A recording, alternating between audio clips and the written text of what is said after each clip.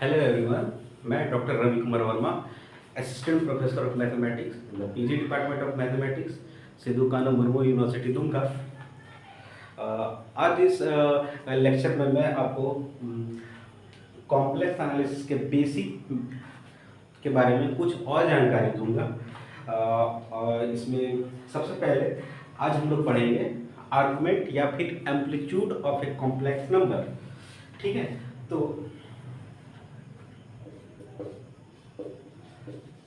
Argument और amplitude of a complex number. ठीक है, तो इसको जानने के लिए हम इसको ज्योमेट्रिकली डिस्कस करते हैं। तो ये हमारा है आर्गुमेंट प्लेन, जो ये है positive direction of x axis, ये है positive direction of y axis, and this one is negative direction of y axis, and this one is negative direction of x axis. Suppose करो कि एक point है हमारा z equal to x plus iota y. ठीक है, एक complex number है z equal to x plus iota y. ठीक है, और फिर इससे ये क्या होगा, एक पॉइंट रिप्रेजेंट करेगा। इस पॉइंट का हम नाम दे देते हैं पी एक्स वाई। पॉइंट कहाँ पे रिप्रेजेंट कर रहे हैं, आर्गेंट प्लेन में। ठीक है, ये है आर्गेंट प्लेन।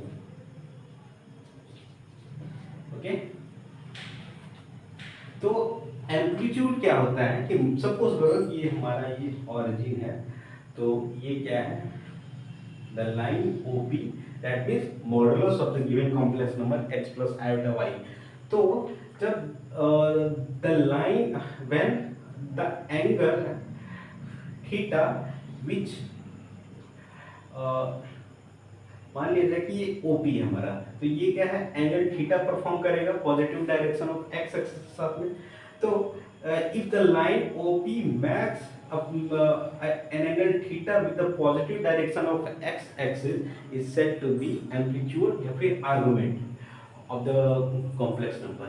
ठीक है, तो हम थ्रू आउट इसमें क्या करते हैं, थीटा को डिनोट करते हैं एम्पलीट्यूड से, और ये एंगल जो है अल्फा से डिनोट करते हैं। ठीक है, तो अब यहाँ पे चार केसेस आएंगे। मान लिया जाए कि ये हम सपोज करो कि पॉइंट जो है इस केस में क्या है, जो पॉइंट पी एक्स वाई कहाँ पे है, फर्स्ट क्वाड्रेंट में। तो ये भी हो सकता है ना कि ये जो पॉइंट है सेकंड क्वाड्रेंट में हो, या फिर ये थर्ड क्वाड्रेंट में, या फिर फोर्थ क्वाड्रेंट में हो। तो चारों केसेस के लिए अलग अलग टाइप से हम एम्पलीट्यूड या आर्गुमेंट फाइंड करेंगे। ठीक है, तो केस वाइज केस चलते हैं। तो केस वन में मान लिया जाए कि z इक्वल टू कैसा है, x plus iota y such that x is positive and y is also positive. तो इसका मतलब क्या हो गया, x पॉजिटिव y पॉजिटिव, मतलब पॉइंट कहाँ पे होगा, फर्स्ट क्वाड्रेंट में। फर्स्ट क्वाड्रेंट में होगा, मान लो ये जो तुम्हारा क्या है, ये एंगल अल्फा है। ठीक है, अल्फा क्या हो रहा है, किधर, अल्फा कौन सा एंगल है, angle between the line OP which match with the positive direction of x axis। तो इस केस में मान लो अगर ये क्वांटिटी क्या होगी x और ये y। ठीक है, तो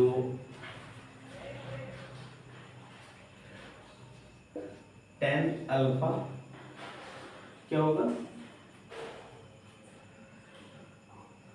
modulus of y upon x। ठीक है, then alpha is equal to tan inverse modulus of y upon x।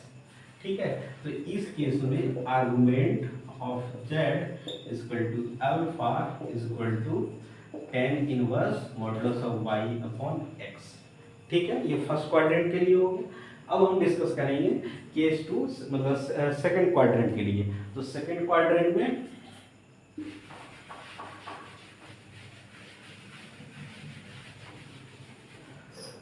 अब ये क्या होगा, ये जो पॉइंट है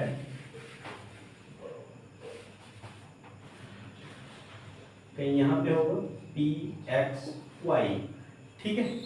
केस टू, केस टू में क्या है, z equal to x plus iota y such that x is negative and y is obviously it is positive, ठीक है। तो मान लो कि अगर ये हमारा एंगल परफॉर्म कर रहा है, अगर इसको पोलर फॉर्म में लिखेंगे तो अल्फा के टर्म में लिखेंगे, तो अल्फा क्या है, ये हमारा ये एंगल है, ठीक है। तो अब देखो कि ये जो लाइन है ओपी, ओपी एंगल परफॉर्म कर रहा है alpha with the axis of x, but it is it making with the negative direction of x axis, ठीक है। ये negative direction of x axis के साथ में, इसीलिए by the definition of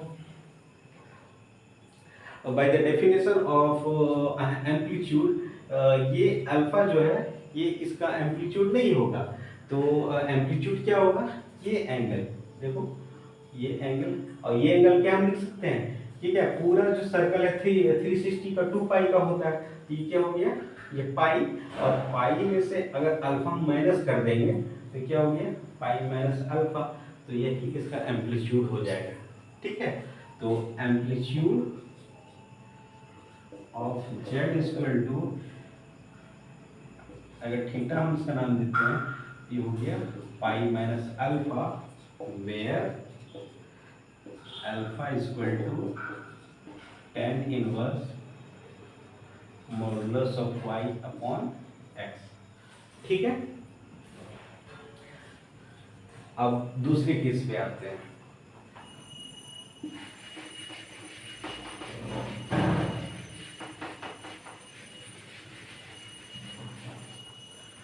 The third case is when this is positive x, this is positive y, this is negative y, this is negative x.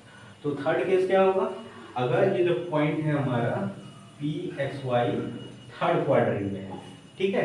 तो third quadrant में क्या होता है, X क्या होगा, नेगेटिव, वाई भी नेगेटिव, तो Z equal to x plus अल्टा Y such that x is negative and y is also negative, ठीक है।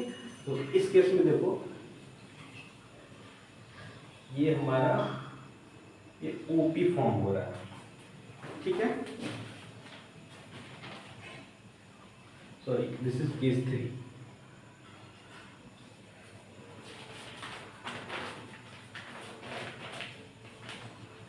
ठीक है। अब देखो ये एंगल क्या है, अल्फा, तो फिर से वही चीज आ जाएगा, इस अल्फा को तो हम एम्पलीट्यूड नहीं बोल सकते, क्योंकि एम्पलीट्यूड का डेफिनेशन क्या होता है, द जो वो एंगल जो क्या OP positive direction of x axis के साथ में परफॉर्म करता है उसी को एम्पलीट्यूड बोलते हैं।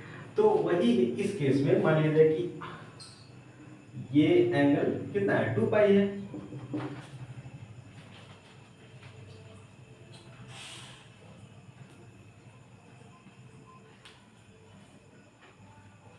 ठीक है। तो ये 2 पाई में अगर ये अल्फा ऐड कर देंगे तो भी कम बन जाएगा मेरा। और फिर दूसरा केस क्या हो सकता है,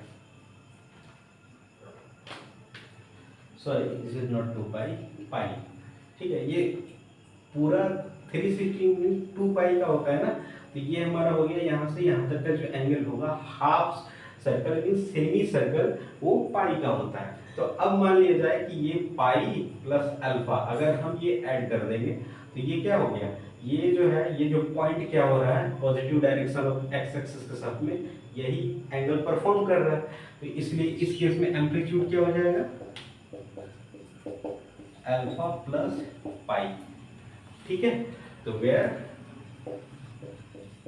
alpha is tan inverse modulus of y on x, ठीक है। ये थर्ड केस के लिए हो गया।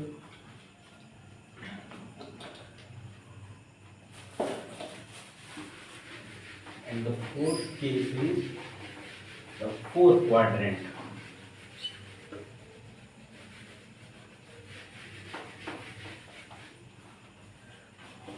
Fourth case. अब देखो इसमें ये plus x plus y, this is negative direction of y axis, this is negative direction of x axis. Suppose करो अब हमारा पॉइंट कहीं ये यहाँ पे है, ठीक है। तो ये जो है क्या होगा, कुछ ऐसा, और फिर ये एंगल जो है हमने सपोज करा कि ये अल्फा है, ठीक है। तो इस केस में क्या हो जाएगा, z equal to x plus alpha y, x is positive but y is negative, ठीक है। तो इस केस में ये तो नहीं हो सकता है ना, क्योंकि ये हमारा क्या एंटी क्लॉकवाइज होना चाहिए ना। तो इस केस में क्या होगा, ये एम्पलीट्यूड ये वाली हो जाएगी, ठीक है। तो इस केस में क्या करेंगे, 2 पाई में से अल्फा माइनस कर देंगे, तो क्या हो जाएगा, amplitude of z equal to, ये टोटल क्या हो गया 2 पाई माइनस अल्फा, ठीक। ये हो गया इस केस में इसका एम्पलीट्यूड, फोर्थ केस, ठीक है। और फिर इसको ये भी तो लिख सकते हैं ना, argument of z equal to minus, दो चीज आएगा यहाँ पे, क्योंकि ये इसी का प्रोजेक्शन है ना, ठीक है। अब हम लोग आगे बढ़ते हैं।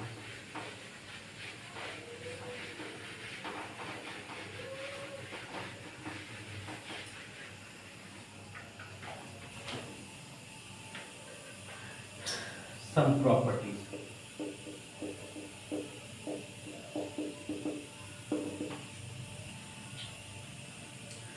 Property number 1 is that let Z1 and Z2 be two complex numbers.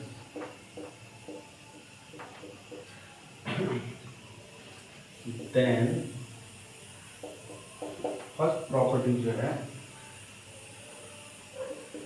argument of Z1 Z2 is equal to argument of Z1 plus argument of Z2, ठीक है।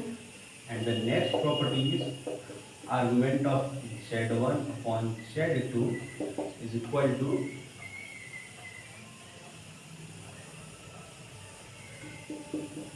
argument of Z1 minus argument of Z2। अब हम इन दोनों को proof करेंगे, ठीक है, दोनों के साथ प्रूफ।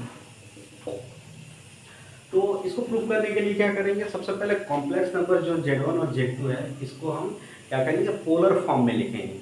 पोलर फॉर्म में लिखने के बाद फिर जो है इसको ऑपरेशन करेंगे, let Z1 is equal to R1 e के power iota theta 1 and Z2 is equal to R2 e के पावर आइटा थीटा 2, ठीक। तो फिर एक्चुअली ये बेसिकली ये है, और Z2 जो है R2 cos theta 2 plus iota sin theta 2. Here theta 1 and theta 2 are the amplitude of the complex number Z1 and Z2 respectively, ठीक है। तो हम आगे बढ़ते हैं, सबसे पहला काम करते हैं 1 के लिए। 1 के लिए क्या करेंगे, प्रोडक्ट है Z1 इंटू Z2, तो क्या करेंगे, हम Z1 और Z2 को मल्टीप्लाई कर देंगे, तो ये हो जाएगा हमारा R1 e के power iota theta 1 into R2 e के power iota theta 2 means what, R1 into R2 e raised to the power iota theta 1 plus theta 2, ठीक है।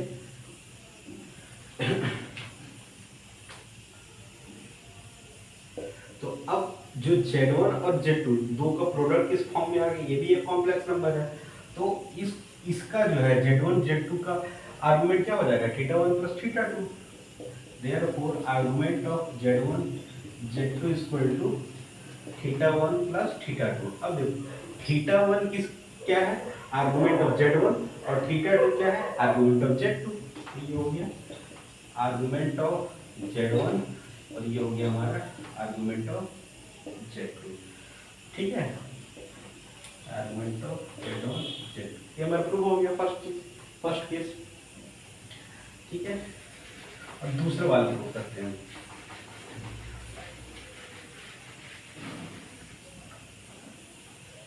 दूसरा में क्या है, क्वेश्चन है। ठीक है, z one upon z two, सीधा बहुत ही आसान है ये। Z one upon z two क्या होगा हमारा, आर वन ई के power iota theta one upon R two e raise to power iota theta two. ये हो गया हमारा R one upon R two e raise to power iota theta one minus theta to.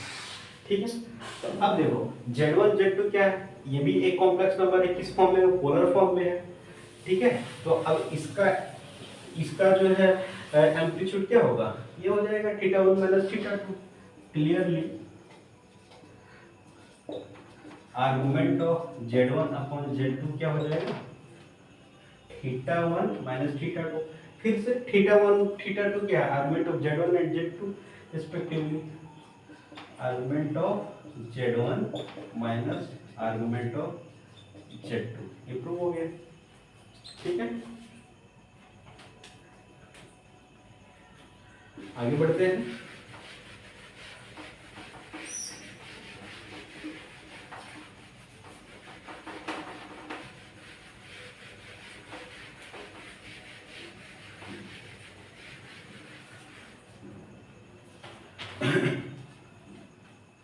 एक question करते हैं हम, find argument of iota x plus iota y if argument of x plus iota y is equal to alpha। ठीक है, question में क्या दिया गया है कि एक कॉम्प्लेक्स नंबर है iota times x plus iota y, इसका आर्गुमेंट फाइंड करो, और जिसमें ये चीज दिया गया है कि argument of x plus iota y is equal to alpha है। तो सीधी सी बात यहाँ पे argument of Z1 into Z2, वो वाला फार्मूला यूज करेंगे, ये यूज करेंगे ना, argument of Z1 Z2 is equal to argument Z1 plus argument Z2। ठीक है, अब देखो आयोटा को हम क्या लिख सकते हैं, e के पावर आयोटा पाई अपॉन 2 ऐसा लिख सकते हैं। क्यों, क्योंकि यहाँ देखो e के पावर आयोटा पाई बाय 2 क्या होता है, cos pi by 2 plus iota sine pi by 2। cos pi by 2 0 और फिर साइन पाई बाय 2 1, तो फिर ये हो गया आयोटा, इसलिए हमको इस फॉर्म में लिख सकते हैं। तो अब आयोटा का आर्गुमेंट ऑफ, देखो आर्गुमेंट ऑफ Z1 मतलब आर्गुमेंट ऑफ आयोटा क्या है, पाई बाय 2। अब देखो आर्गुमेंट ऑफ Z2,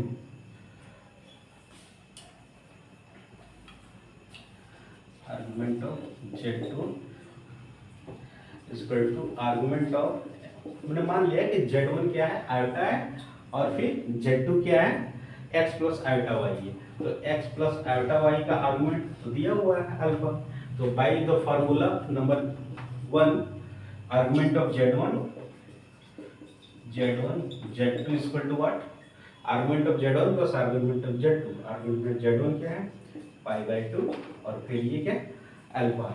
हो गया ना, आंसर आ गया, यही इसका आंसर होगा। ठीक है, अब आगे कुछ और प्रॉपर्टीज देखेंगे। एक्चुअली ये सब बेसिक्स जानना बहुत जरूरी है हम लोग के लिए, ताकि जब हम यूजी लेवल या पीजी लेवल मैथमेटिक्स में इंटर करेंगे तो उसमें काफ़ी यूज़ आएगा ये सब का। तो जो बच्चे इंटरमीडिएट लेवल के हैं वो भी इस वीडियो को देख सकते हैं, उन्हें भी फायदा मिलेगा। जो बीएससी एमएससी इंडिया के किसी भी यूनिवर्सिटी से कर रहे हैं तो उनके लिए भी ये फायदा होगा। ठीक है, सम प्रॉपर्टीज, पहला modulus of Z1 into modulus of Z2 equal to modulus of Z1 into modulus of Z2। ठीक है, इसी को पहले प्रूव कर देते हैं।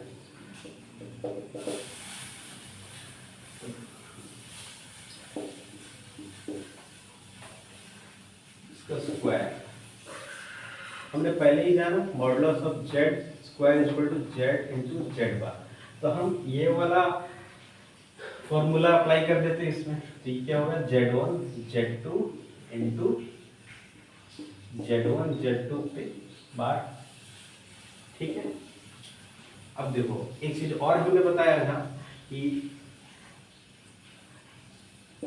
Z1 Z2 and so on Zn का होल बार लेंगे तो Z1 bar into Z2 bar and so on Zn बार कुछ ऐसा होता है।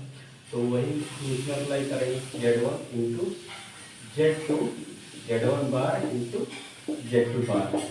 ठीक है, अब हम इन दोनों को एक साथ लेंगे, Z1 इंटू Z1 बार और फिर Z2 इंटू Z2 बार। ओके, ये क्या हो जाएगा, फिर से अगेन वो वाला फार्मूला अप्लाई करेंगे, modulus of Z square equal to Z into Z bar. तो क्या हो जाएगा, modulus of Z1 square into modulus of Z2 square. तो या फिर इसको ऐसे भी लिख सकते हैं, modulus of Z1 into modulus of Z2 का whole square, taking square root both side. तो क्या होगा, modulus of Z1 into Z2 is equal to modulus of Z1 into modulus of Z2। ठीक है, ये प्रूफ हो गया। अब हम प्रूव करेंगे ट्रायंगल इनइक्वालिटी।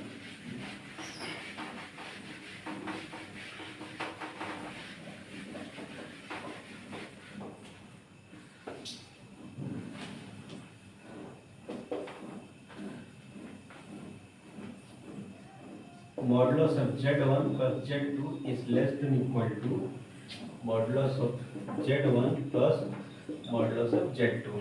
ठीक है, प्रूफ। हम क्या करते हैं, Z1 Z2 क्या हमारे पास एक कॉम्प्लेक्स नंबर है, तो Z1 Z2 को क्या करेंगे ना कि इसको पोलर फॉर्म में हम पहले कन्वर्ट कर देते हैं। तो क्या करते हैं, let Z1 equal to R1 e के पावर आइटा थीटा 1। ठीक है, and Z2 equal to R2 e के पावर आइटा थीटा 2। ठीक है, या फिर इसको यूं लिखेंगे, R1 cos theta 1 plus iota sine theta 1 और फिर Z2 इक्वल टू क्या होगा, R2 cos theta 2 plus iota sine theta 2। Okay, अब देखो इसको हम सम कर देते हैं, Z1 प्लस Z2। तो ये क्या हो जाएगा, रियल पार्ट्स को रियल के साथ में ऐड करेंगे, इमेजिनरी पार्ट्स को इमेजिनरी के साथ में ऐड करेंगे। ठीक है, तो R1 cos थीटा 1 के साथ में क्या जाएगा, R2 cos theta 2, R1 cos theta 1 plus R2 cos theta 2। ठीक है, और फिर iota R1 sin theta 1, R1 sin theta 1 plus R2 sin theta 2। ठीक है, अब देखो ये sum of two complex number is again a complex number. तो वही हुआ, Z1 Z2 क्या है, कॉम्प्लेक्स नंबर है लेकिन ये पोलर फॉर्म में, तो दोनों को सम किया, this gives again a complex number. अब क्या करते हैं हम इसका मॉडुलस, क्योंकि हमको मॉडुलस पे तो काम करना है ना। तो ये देखो modulus of Z1 plus Z2, ये क्या हो जाएगा, अंडर स्क्वायर रूट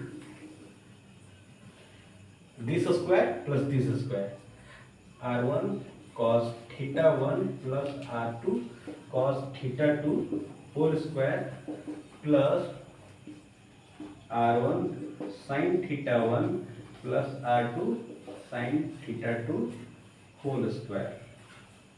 ठीक है, अब हम लोग इसको ब्रेक कर देंगे।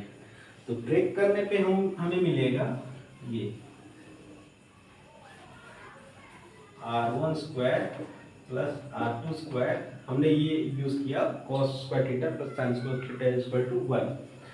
ठीक है, plus twice of R1 R2 cos theta one minus theta two. ठीक है,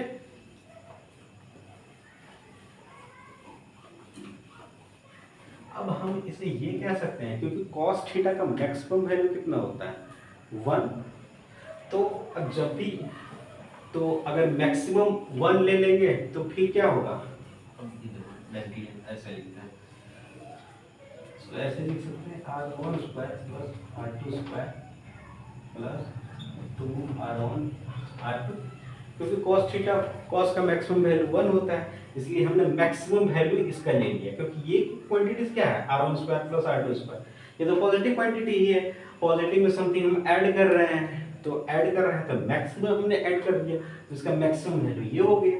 ठीक है, तो अब देखो इसको a square plus b square का होल स्क्वायर में ब्रेक हो जाएगा, तो ये क्या हो जाएगा r1 प्लस r2 इसका होल स्क्वायर, फिर स्क्वायर रूट लेने से ये हो जाएगा r1 प्लस r2।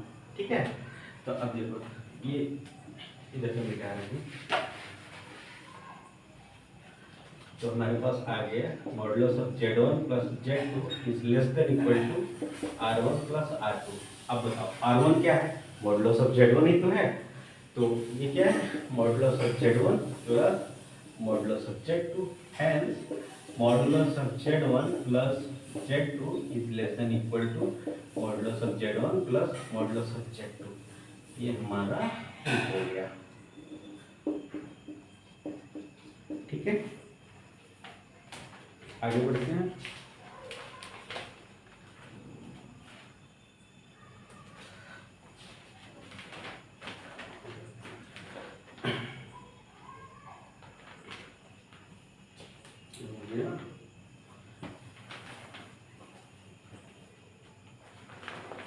तो इसी तरीके से जो हमने यूज किया, इसमें क्या यूज किया कि polar form of the given of the complex number use करके हमने ये सब किया। ठीक है, अब जो नेक्स्ट प्रॉपर्टी है,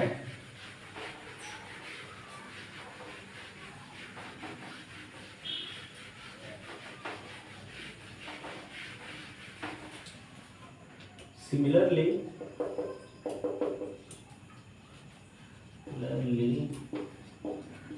we can show that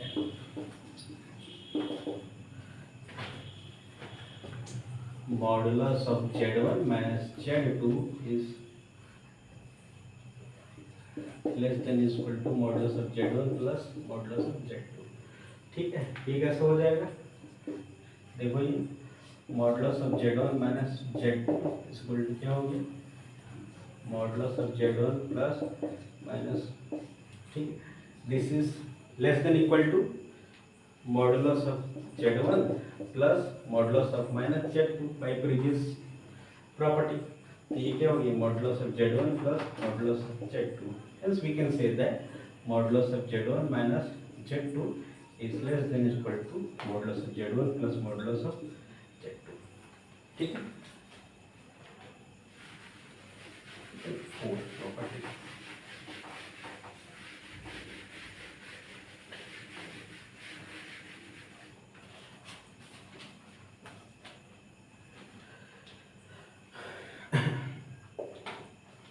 fourth one is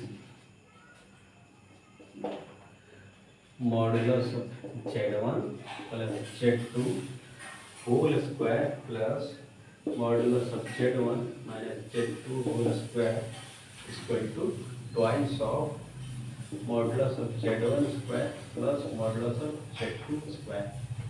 ठीक है, इसको दो तरीके से प्रूव कर सकते हैं, या तो z1 z2 को पोलर फॉर्म में ले लें, या फिर z1 z2 को x plus iota y, x1 plus iota y1 और फिर x2 प्लस आइटा y2 ऐसा लेकर के भी हम इसको शो कर सकते हैं। ठीक है, इस प्रूफ को हम स्किप करते हैं कि ये खुद किया जा सकता है, इसलिए काफी। ठीक है, अब नेक्स्ट काइंड ऑफ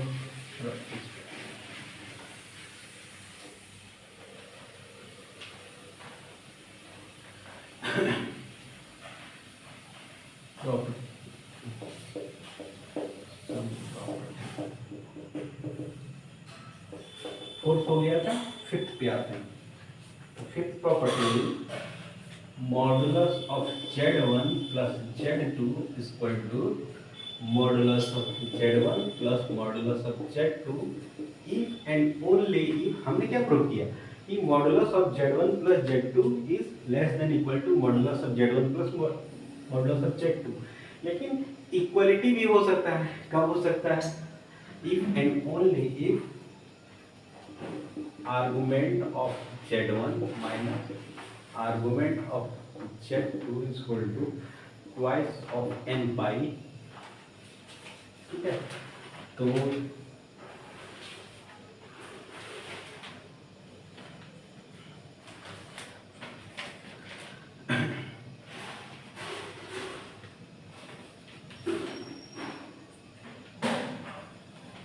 इसका प्रूफ हम लोग नेक्स्ट वीडियो में करेंगे। तब तक के लिए thank you very much, thank you for watching my video. मिलते हैं नेक्स्ट लेक्चर में, और इसी तरह से हम कुछ क्लासेस और मैं पढ़ाऊंगा आप लोगों को जो सिर्फ बेसिक कॉम्प्लेक्स एनालिसिस से रिलेटेड होगा, और फिर हम आगे बढ़ेंगे UG level complex analysis, and then we will proceed to teach you PG level complex analysis. Okay, thanks for watching.